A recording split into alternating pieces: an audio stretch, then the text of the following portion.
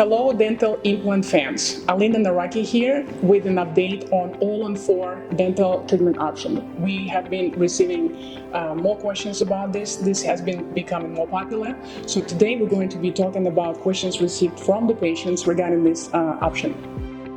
So there is a question there, if I did my full arch at one dental office and now I decided to go to a different office due to my move, can I get my arch maintained and treated if complications arise at that office? The answer to this question is yes, you can. However, additional information is needed to be provided to your new dental office, such as the type of the implants you have in your mouth, so that the dentist can order specific parts that are specifically needed for your arch, because there is hundreds and hundreds of different implant systems and not every system is interchangeable.